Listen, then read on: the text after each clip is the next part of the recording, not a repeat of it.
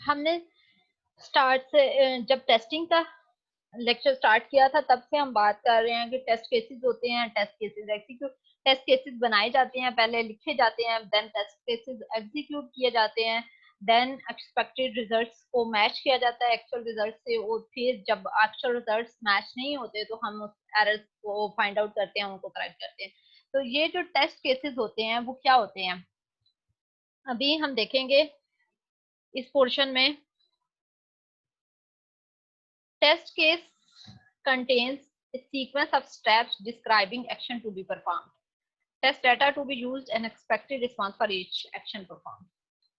अच्छा, test case में क्या क्या चीज होती है, कुछ स्टेप्स होते हैं। फॉर एग्जांपल, किसी भी काम को परफॉर्म करने के लिए आपकी जो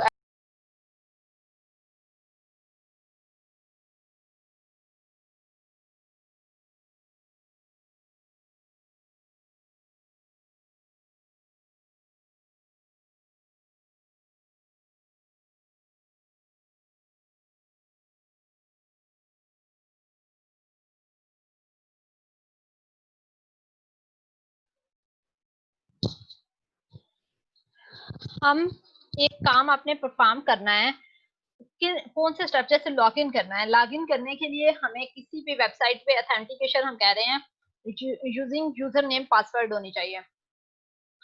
उसके लिए पहले आपको क्या करना पड़ेगा, आपके पास यूजर नेम पासवर्ड होना चाहिए। एक तो वो फर्स्ट स्टेप होगा जिसमें आपको साइन अप करना पड़ेगा। यहाँ पे हम जस्ट लॉगिन को अगर कर रहे हैं तो उसमें स्टेप्स बताएंगे, यूजर नेम एंटर करना है, पासवर्ड एंटर करना है, और लॉगिन पे क्लिक करना है, तो नेक्स्ट ये पेज होना चाहिए, एक्सपेक्टेड रिजल्ट ये आने चाहिए। एक तो ये स्टेप्स होते हैं, दूसरे बाद data, test data to be use होता है, नंबर ऑफ स्टेप्स जो इन्वॉल्व होते हैं, और test data to be use.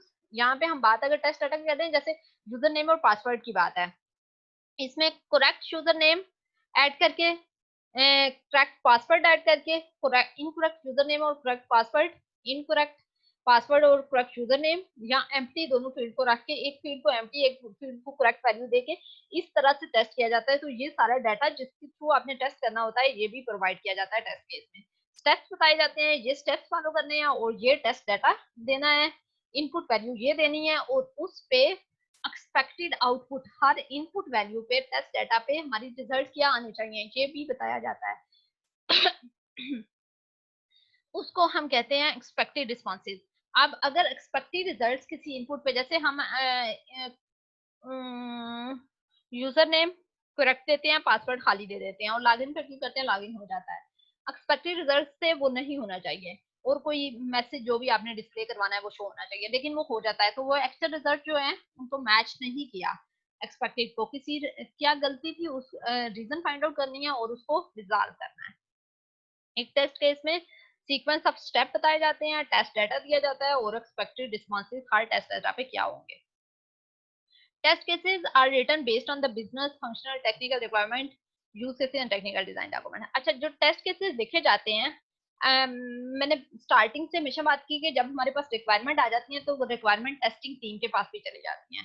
Testing team क्या होती है, वो अंडरस्टैंड करती है रिक्वायरमेंट को, आपके कंप्लीट सिस्टम को अंडरस्टैंड करना उनकी रिस्पॉन्सिबिलिटी होती है, वो अगर अंडरस्टैंड नहीं करते तो वो टेस्ट केसेस नहीं लिख सकते।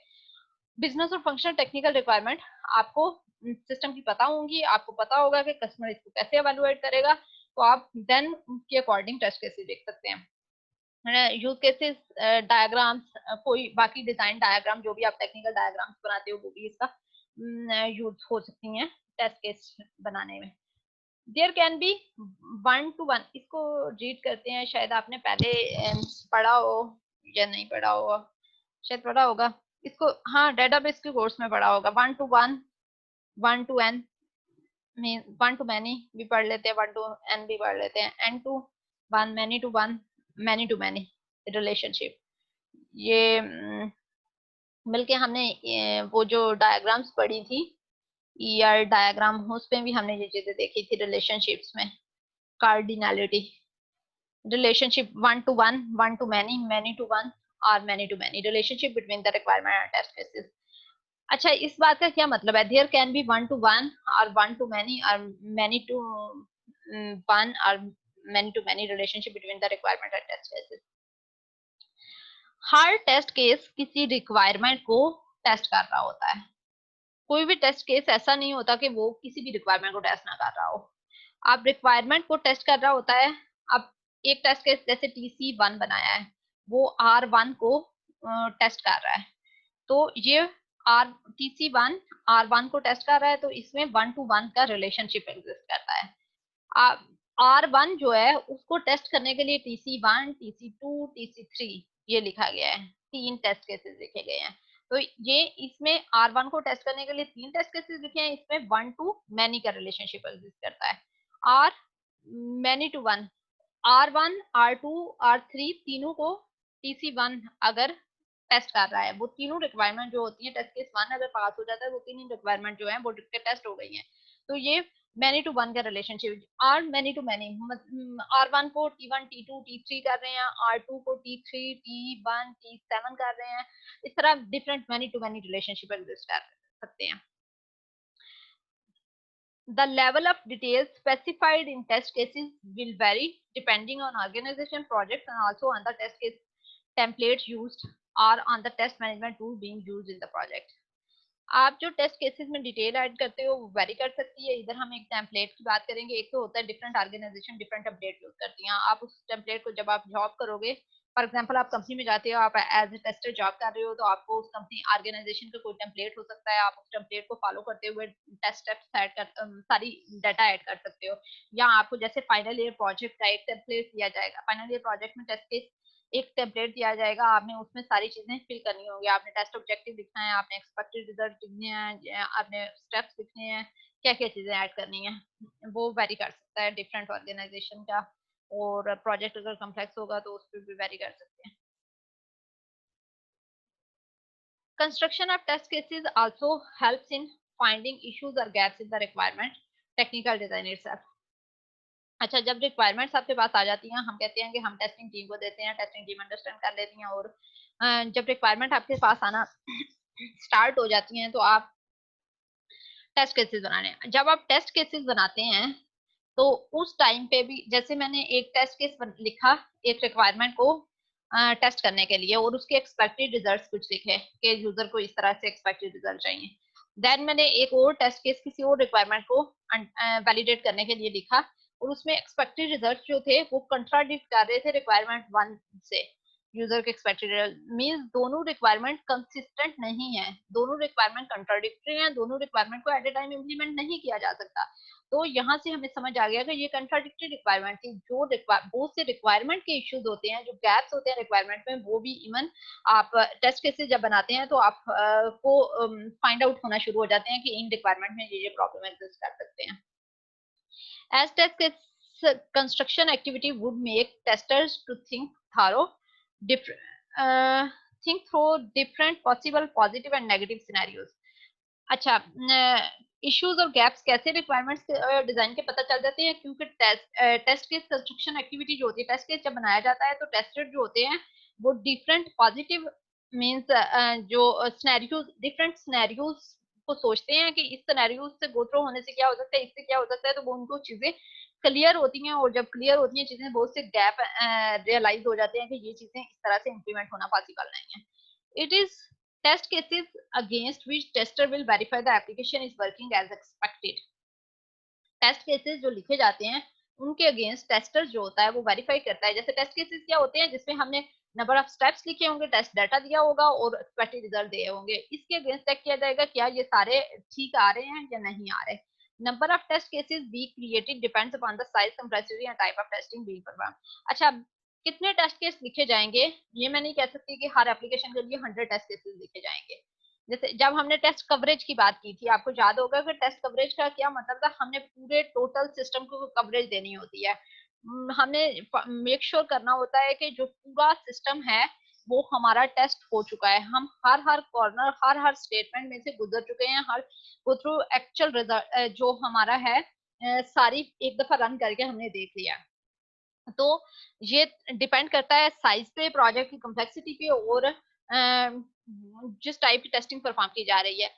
ये नहीं होता कि जैसे 100 टेस्ट केसेस हैं, 1000 है, हमारा इस बात से कोई लिंक नहीं होता कितने टेस्ट केसेस परफॉर्म किए जाएंगे, डिपेंड करता है।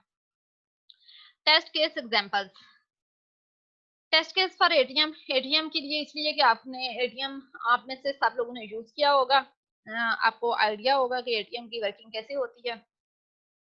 यहाँ पे डिफरेंट टेस्ट केसेस दिए गए हैं, ये टेस्ट केसेस के नाम है, इनकी डिटेल नहीं है। वन बाय वन हर टेस्ट केस की हम हमारे टोटल टेस्ट केसेस एटीएम की फंक्शनैलिटी को टेस्ट करने के लिए हमने ये दिए हैं, और ये इनमें से हर केस की क्या होगी, जैसे ये टेस्ट केस 1 है, इसके नंबर ऑफ स्टेप्स होंगे कुछ, इसका एक ऑब्जेक्टिव होगा जो कि ये फाइंड आउट, जिस फॉर एग्जांपल ये किस रिक्वायरमेंट को टेस्ट कर रहा है, R1 को टेस्ट कर रहा है, और उसमें कौन से टेस्ट स्टेप्स होंगे, टेस्ट स्टेप्स में कौन सा डाटा दिया जाएगा, और हर डाटा के अगेंस्ट एक्सपेक्टेड रिजल्ट्स क्या होंगे, ये सारी चीजें प्री कंडीशंस होंगी कुछ, ये सो ऑन, ये चीजें इसमें इंडिविजुअली हर एक में होंगी। यहाँ पे ओवरऑल बताया गया है कि जैसे टेस्ट केस एटीएम मशीन के लिए ये वाले टेस्ट केस हो सकते हैं। सक्सेसफुल कार्ड इंसर्शन, अब कार्ड हो सकता है कि आपने राइट डायरेक्शन में कार्ड नहीं डाला, तो वो मशीन एक्सेप्ट ही नहीं करेगी, निकाल देगी कि आपने ये card. Unsuccessful operation due to wrong angle card insertion, unsuccessful operation due to invalid account card. Successful entry of the pin number, आपने पिन नंबर अगर ठीक नहीं डाला तो वो इनवैलिड, अगर आपने 3 दफा ठीक नहीं डाला। Successful selection of the language, आपने पिन नंबर ठीक हो गया है तो आपने लैंग्वेज, हर फंक्शनैलिटी के लिए लैंग्वेज आपने सेलेक्ट करनी है, आपने विदड्रॉ करना है, आपने फंड ट्रांसफर करने हैं, या आपने कोई भी चीज परफॉर्म करनी है, तो उसके लिए सक्सेसफुल क्राइटेरिया, अनसक्सेसफुल क्राइटेरिया आपने हर पाथ में से गो थ्रू करना है, तो उसके लिए हर पाथ के लिए स्टेटमेंट लिखी जाती है। आपने विदड्रॉ करना है, उसके बाद आपने बैक पे जाना है, या आपने अकाउंट चेक करना है, बैलेंस चेक करना है, आपने फंड ट्रांसफर करने हैं, आपने बैक पे जाना है, आपने रॉन्ग टाइप कर दिया है अकाउंट नंबर, आपने बैक पे जाना है, तो ये सारी चीजें जो है हर चीज के लिए चेक किया जाता है कि क्या ये फंक्शनैलिटी ठीक परफॉर्म हो रही है या नहीं हो रही। अब यहाँ पे ये सब जैसे टीसी, हर टेस्ट केस को हम एक यूनिक आइडेंटिफायर देते हैं, जैसे हमने रिक्वायरमेंट्स की बात की थी, रिक्वायरमेंट में R1, R2, R3, R4 इस तरह से दिया जाता है। जो आप SRS सबमिट करवाएंगे उसमें आपकी रिक्वायरमेंट R1, R2, R3 के R4 के फॉर्मेट में होंगी। उसके बाद जो यूज केसेस होते हैं रिक्वायरमेंट से बनते हैं, उनको भी इस तरह से नंबरिंग दी जाती है, use case 1, UC1, UC2, UC3। Activity diagram को आप नंबर दे सकते हो। देन आपकी सीक्वेंस डायग्राम को SQ, SD sequence diagram 1, SD2, SD3 ये नंबर दिए जाते हैं। तो इस तरह से यूनिक आइडेंटिफायर सबको दिए जाते हैं। यहाँ टेस्ट केस भी जितने आपको बनाएंगे आप यूनिक आइडेंटिफायर देते हो, और उसके बाद उस टेस्ट केस का एक नेम होता है, यहाँ पे हमने वो शो किए होते हैं। वन बाय वन हर टेस्ट केस की डिटेल होगी, डिटेल में क्या चीजें ऐड होती हैं उसका टेम्पलेट भी हम अभी देखेंगे, कि उसमें आपको ऑब्जेक्टिव लिखा जाता है, स्टेप्स लिखे जाते हैं, और आपकी डाटा होता है, इनपुट वैल्यूज और एक्सपेक्टेड रिजल्ट्स होते हैं, सक्सेस क्राइटेरिया होता है, और स्टेटस होता है कि आपका ये पास हो गया, फेल हो गया, क्या हुआ है। अगर हम टेस्ट के वेब एप्लीकेशन की बात करते हैं, तो वेब पेज किसी को भी टेस्ट करने के लिए कौन कौन से टेस्ट केसेस हो सकते हैं। For example testing without entering a user name और पासवर्ड, आपने ऑथेंटिकेशन चेक करनी है।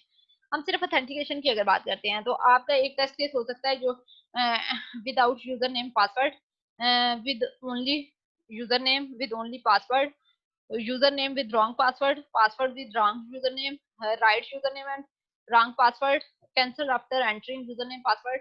अच्छा, ये सारी चीजें, ये देखिए सिर्फ एक यूजर नेम के लिए ऑथेंटिकेशन का जो पोर्शन है उसको टेस्ट करने के लिए हमारे इतने ज्यादा टेस्ट परफॉर्म किए जा सकते हैं सिर्फ ऑथेंटिकेशन वाले पोर्शन के लिए।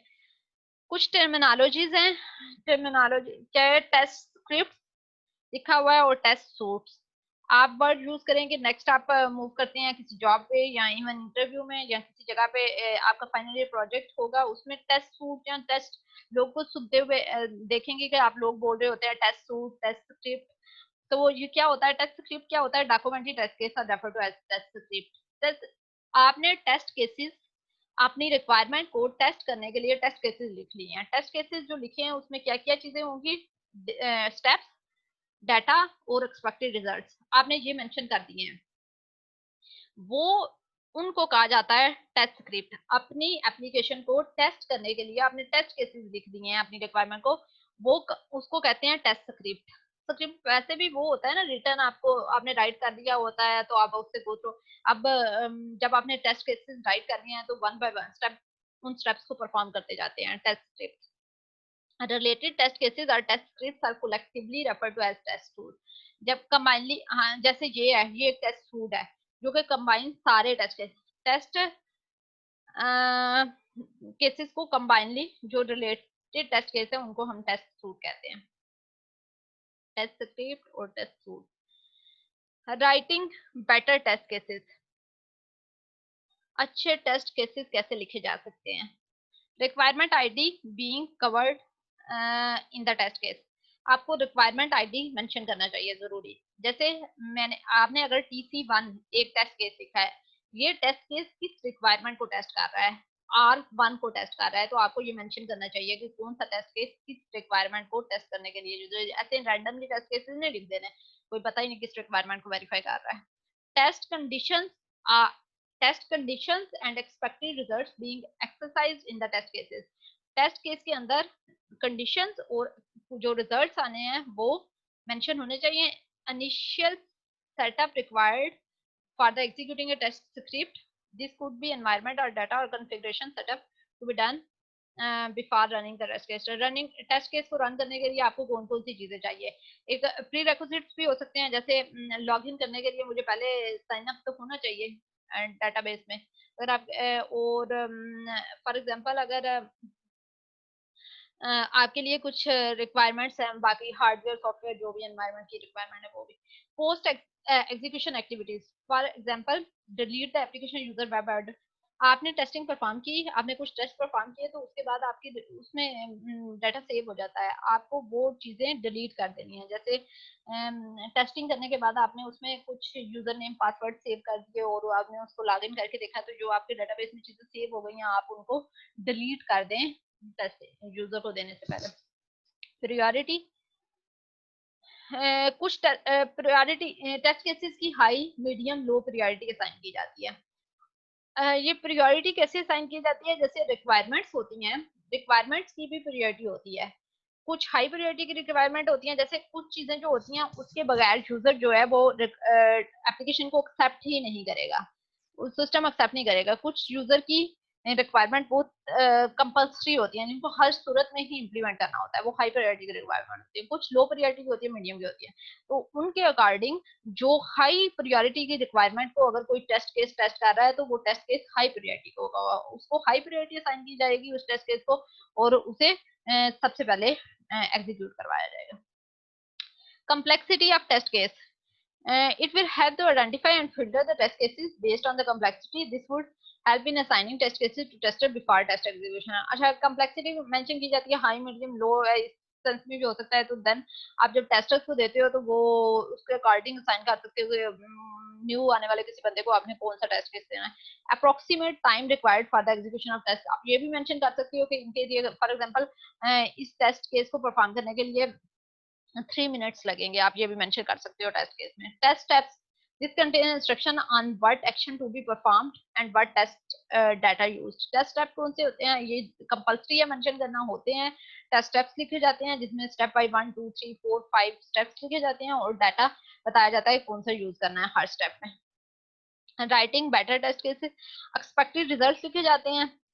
Each test steps will have a corresponding expected result field that would specify the expected response। कि हर स्टेप के परफॉर्म करने पे रिजल्ट क्या आएगा। एक्चुअल रिजल्ट्स के स्टेप्स ऑब्वियसली स्टार्टिंग में जब आपने टेस्टिंग परफॉर्म नहीं की होती आप खाली रखते हो, जब एक्चुअल में आप ये स्टेप परफॉर्म एग्जीक्यूट करते हो टेस्टिंग, तो आपके एक्चुअल रिजल्ट वाले पोर्शन में भी डाटा आ जाता है कि एक्चुअल हमारे एक्सपेक्टेड रिजल्ट ये थे, एक्चुअल ये आए। अगर एक्चुअल और एक्सपेक्टेड मैच करते हैं तो पास हो गया, अगर नहीं मैच करते तो किस रीजन की वजह से मैच नहीं कर रहे वो रीजन फाइंड आउट की जाती है। टेस्ट स्टेप रिजल्ट, समटाइम हर स्टेप का रिजल्ट भी मेंशन किया जाता है। टेस्ट केस वर्जन नंबर हो सकता है कि टेस्ट केस जैसे R1 का रिक्वायरमेंट चेंज होती है तो वर्जन अगला वर्जन आता है R1.1। मैंने आपसे हमेशा बताया है कि आप इस नंबरिंग को फॉलो करते हो, स्टैंडर्ड है। तो R1.1 आ जाता है, R1 जैसे डिफरेंट वर्जन आ जाता है। इसे टेस्ट केस के भी डिफरेंट वर्जन हो सकते हैं। Test case creation time stamp, किस टाइम पे बनाया गया था, रिवीजन हिस्ट्री, किसने कब क्यों मॉडिफाई किया टेस्ट केस को, टेस्ट केस स्टेटस क्या है अभी, जैसे स्टेटस में हो सकता है कि वैलिड है, कंप्लीट कर लिया गया, परफॉर्म हो गया, नहीं हुआ, पास हो गया, फेल हो गया है, या किसी को साइन किया गया है, so on. Test case execution time stamps or associated defects. This field will help to identify what are existing defects that are associated with the test case. Project name, application name, ये सारी चीजें होती हैं। अच्छा, writing better test case, जिस test case में ये सारी चीजें होंगी वो एक बहुत अच्छा well written well establish test case है अकॉर्डिंग टू स्टैंडर्ड। तो समटाइम्स ये सारी चीजें हमें जरूरत होती भी नहीं है। एक तो हम एक तरफ हम एक स्टैंडर्ड की बात करते हैं, फिर हम बात करते हैं कि ये चीजें हमें पूरी, जैसे हमने रिक्वायरमेंट की बात की, हमने डिजाइन की बात की, हमने यूज केस, हमने इवन एक्टिविटी डायग्राम में आपने बहुत सी चीजें ऐसी पढ़ी होंगी जिनको बाद में हमने यूटिलाइज नहीं किया। हम सिंपल एक्टिविटी डायग्राम, जैसे कुछ कंपल्सरी चीजें होती हैं, कुछ जो होता है एक स्टैंडर्ड होता है हमारी। यहाँ पे ये एक स्टैंडर्ड है जिसमें ये सारी चीजें होंगी, वो तो बहुत अच्छा वेल रिटन टेस्ट केस होगा। लेकिन जरूरी चीजें क्या होती है, रिक्वायरमेंट आईडी होना चाहिए, किस रिक्वायरमेंट को टेस्ट केस का आईडी होना चाहिए, टेस्ट केस का नेम होना चाहिए, टेस्ट की कंडीशन, एक्सपेक्टेड रिजल्ट्स होने चाहिए, स्टेप्स होने चाहिए, कौन से स्टेप्स परफॉर्म करेगा टेस्ट केस, और प्री रेक्विजिट और पोस्ट कंडीशन होनी चाहिए, एक्सपेक्टेड और एक्चुअल रिजल्ट्स होने चाहिए। ये बाकी कुछ चीजें नहीं भी होती तो चल जाता है।